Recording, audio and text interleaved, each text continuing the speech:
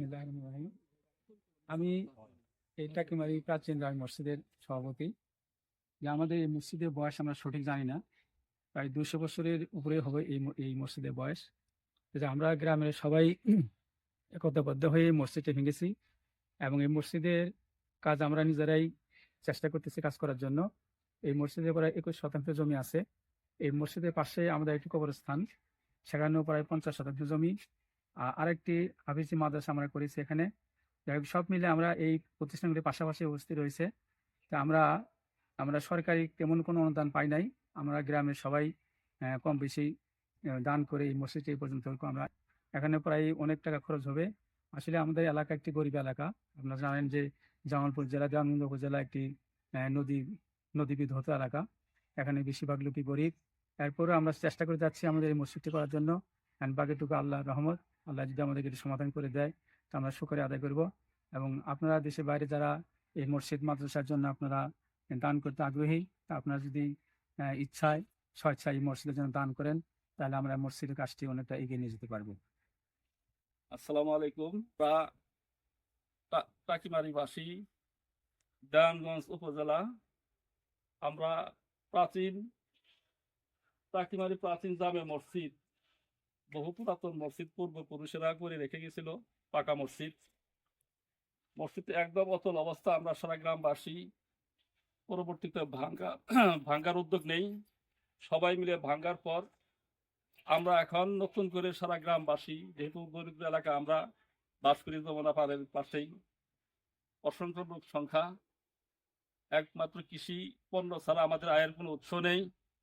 সেই হিসেবে আমরা সারা গ্রামবাসী প্রায় 25 লক্ষ টাকা মতো মসজিদের কাজের আমরা এই পর্যন্ত খরচ করছি। এখন পাশে এই মসজিদের আন্ডারে একটা কেন্দ্রীয় কবরস্থান 1980 সালে নির্মাণ হয়েছে। অসংখ্য লাশ দাফন হয়। আমরা মাঠের নামাজও এখানে পড়ার পরিকল্পনা আছে। আমাদের এই গ্রামে এই মসজিদের আন্ডারে একটা মক্তবখানা আছে। আমরা আপাতত ছাদ করার জন্য অনেক আমরা হিমশিম খেয়ে আসতেছি।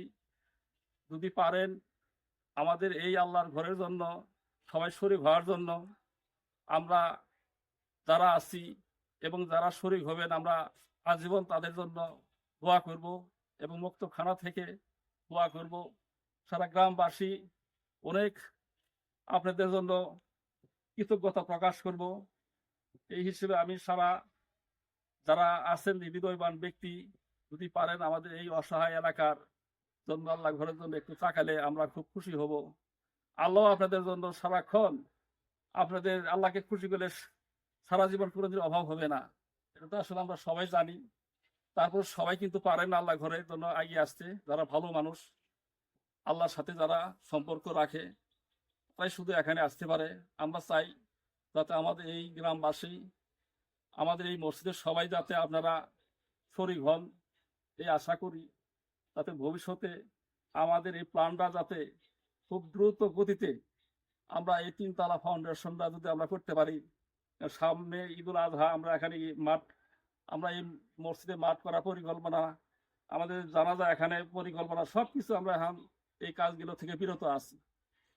যদি তো যত তাড়াতাড়ি আমরা যদি এটা করতে পারি, আমাদের এই প্রতিষ্ঠানে আল্লাহর ঘরে আমাদের সব কিছু আমাদের সফলভাবে যদি আমরা এখানে যদি নামাজ, মক্তবখানা, কবরস্থানের দোয়া, জানাজা, ঈদগাহ মাঠ সব কিছু যদি করতে পারি।